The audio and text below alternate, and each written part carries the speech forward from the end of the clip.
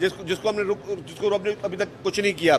जो हमारे ट्रांसजेंडर्स हैं उसके लिए भी हमने सोचा है कि उनके लिए भी अभी हम बाइक सर्विसेज लेकर आएँ और उनको भी मौके दें कि उनको किसी न किसी तरीके से उनको भी हम फ्री ऑफ कॉस्ट उन ट्रांसजेंडर्स के लिए भी हम बाइक्स दें, खुसूसी अफराद के लिए बाइक्स दें, ताकि हम लोगों को प्रोमोट करें कि जी लोग जो हुकूमत उनके लिए काम कर रही है।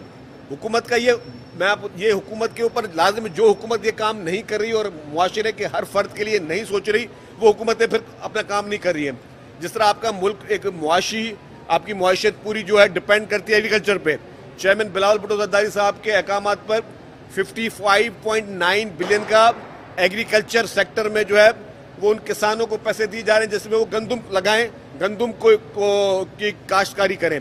और ये प्रोग्राम शुरू भी हो गया है। चेयरमैन साहब ने अभी लाड़काना में भी आपने देखा कि उस तकरीब से खिताब किया था, तो 55.9 बिलियन मतलब ऑलमोस्ट 56 बिलियन रुपीस की जो है वो हुकूमत पैसे खर्च कर रही है, किसानों को फ्री ऑफ कॉस्ट उसको खाद और बीज दे रही है, जिससे वो गंदुम की काश्तकारी करें। गंदुम की काश्तकारी से ये हुआ कि आपको गंदुम इंपोर्ट करना नहीं पड़ेगी, आप उनको एक तरीके से सपोर्ट कर रहे हैं। तो जिस तरह मैंने कहा कि हर मुआशरे के उस अफराद को सपोर्ट करना हुकूमत का फ़र्ज़ है, तो हुकूमत सिंध, चेयरमैन पाकिस्तान पीपल्स पार्टी मोहतरम बिलावल भुट्टो ज़रदारी साहब की लीडरशिप में, प्रेसिडेंट आसिफ अली ज़रदारी साहब की लीडरशिप में तमाम उन प्रोजेक्ट्स पर तवज्जो दे रही है।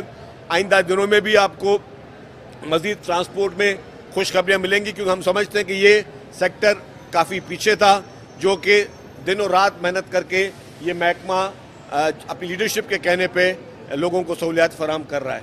अच्छा सर, मेरा पहला सवाल मेरा है सर, जो हमारी बीआरटी का सबसे बड़ा प्रोजेक्ट है वो बीआरटी रेड लाइन है, थोड़ा सा उसके बारे में लोग सुनना चाहते हैं। अभी उनके नीपा से वो रास्ता भी बंद है, उस वजह से और मुश्किलात पैदा हुई हैं। तो बीआरटी रेड लाइन, जी बीआरटी रेड लाइन की आपने जमाली साहब बात की, मैं अभी भी आ रहा हूँ, थोड़ा लेट हो गया।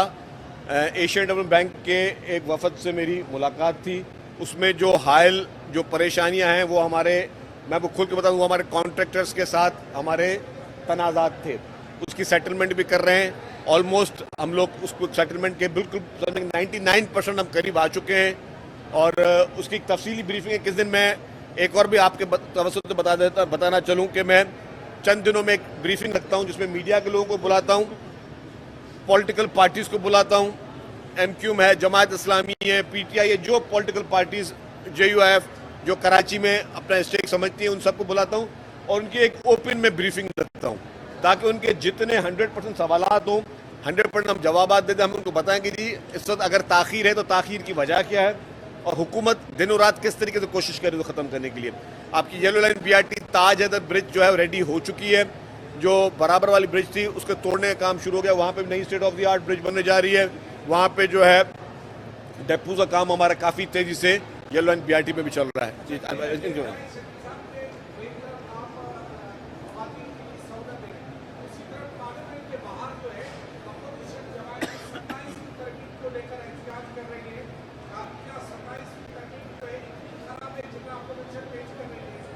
देखिए जी, 27वीं तरमीम में